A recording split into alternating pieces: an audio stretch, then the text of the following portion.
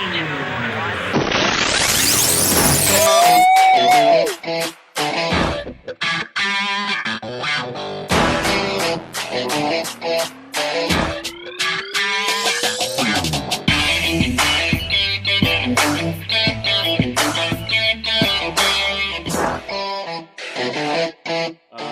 how was your week last week?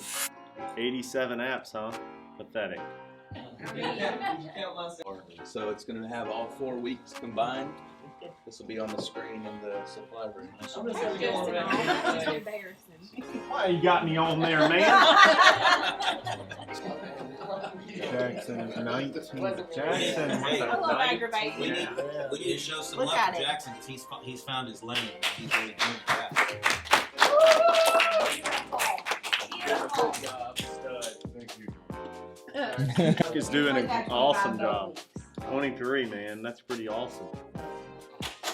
Pretty awesome. Pathetic. Rob, pathetic. Somebody has to Yeah. get him, Let both of to these the guys next level. beat you? Somebody has to. It's 5 levels. Does everybody in here have an iPhone? Okay, good. You can all keep yours. And I'm going to teach you guys the 2-minute rule. Real quick. The 2-minute rule. You ready? Yep.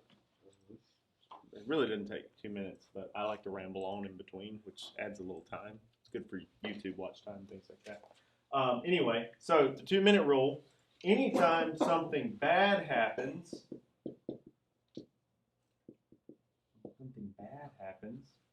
you have 2 minutes to wallow about it in self-pity and sorrow and be like, man, this sucks, before you need to default back to your baseline. The same concept when something good happens, we need to spend 2 minutes celebrating it and get back to your baseline. Because most of your high productivity is made within this baseline time where you're doing stuff like activity, create, the income producing activities, or the things that help get the things that help us progress towards success, what we're aiming to do. And so I was listening to this guy this morning, he was talking about this 2-minute rule. Obviously, there are some things that can happen to you that take more than 2 minutes, but most things that we whine about during the day, really, if you're in the right headspace, will not take more than 2 minutes to get right back to where you need to be. I'm not talking about within a conversation. I'm talking about with somebody calls and you wrote them a policy and they call and they want to cancel or something like that. You could let that get you down and you could be like sitting around like, man, I just lost one. You're thinking about that, but that's something you can't change. If you've gotten off the phone call and you can't change their mind about that, you can move right on after 2 minutes. But if you want to make a practice of it, like you could actually take the 2 minutes. Some of you are thinking, I'm not even going to take the 2 minutes. Maybe take the 2 minutes. Reflect, what can I do better? Blah, blah, blah. Back to the baseline. But the same thing for the good side. And I think that's where we end up getting caught up. Some people have some wins and they can ride that high for a long time.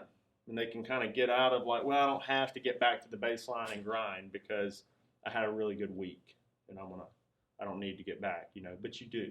You do need to get back. You got to get back as quickly as possible. So celebrate for 2 minutes. Who wants a gong in here? You can celebrate for 2 minutes with a gong. Okay, Kelly buys a gong. That's what the 2-minute rule. That's what I was just trying to get at this morning. Get back to the baseline, into the income producing activity or the activity that satisfies your goal to achieve whatever that next thing is for you. There was more stuff in there that I was listening to this morning. I was pretty motivated about it, but I kind of blew it when I talked about the narcissism thing early because that was part of it. But basically, what I was going to say, and it may sound corny, whatever, I don't care. I was listening to that podcast and he's talking about the Navy SEAL mentality, right? All the things that they look for in what will make a good Navy SEAL: resilience, narcissism. Like that was one of the funny ones they kind of hit on a little bit, but there's a lot of different attributes that they look for towards that person. And they were talking about the mindset that those people then attain when they go through buds and all the things they have to do that sets them up to have this crazy demeanor in combat situations or high stress environments to where they handle it extremely well. They long for it and they're level through some of the worst situations on earth, right? And the cool thing I was thinking, this just from my own head, is you can technically develop towards a mindset like they have for anything that you do in the world. And there's a lot less at stake for you. So like if you have that mindset in sales and you fail individually, it's not life or death. So to not have a mindset like they have for what you do is really pretty weak, really, when you think about it, because they having that mindset in this life and death situation, but you can develop a mindset of being completely believing in yourself and knowing that you're going to be able to accomplish anything you want to accomplish in your, chosen field, and the stakes are much lower, much more narrow. So you might as well develop that mindset in your own path. If it's in sales, what's the worst thing that can happen? You know what I mean? You're not going to die. I didn't sell that policy. Now I'm dead. It's not going to happen. If they can develop it in, who's seen Lone Survivor? Okay, so if you can develop that mindset through situations like they were going through, if people can do that, surely the rest of us can develop it through, sales or, their typical day-to-day task, and know that they can overcome things that make them feel good. Who feels good when they solve a problem for one of their customers or somebody? When they sell, or when they solve a problem for someone, or when they, finish. When they've been stuck on a website for a long time, they finally figure something out, and you're like, damn, that felt good. I finally got it. Any of those things feel like you're achieving something, and so if that feels good, then you should believe that you can do more and more and more. And that's what I want to encourage you all to try to take those steps to develop that state of mind that you can accomplish anything you want to and not be. And this 2-minute rule was part of that when he was talking about it. Is getting back to the baseline, to being level.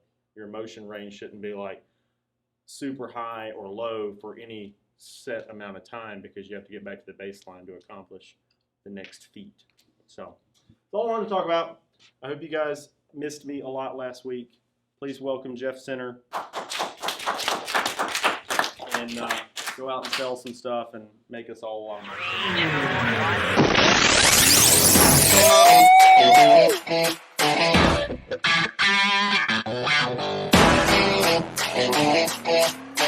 more.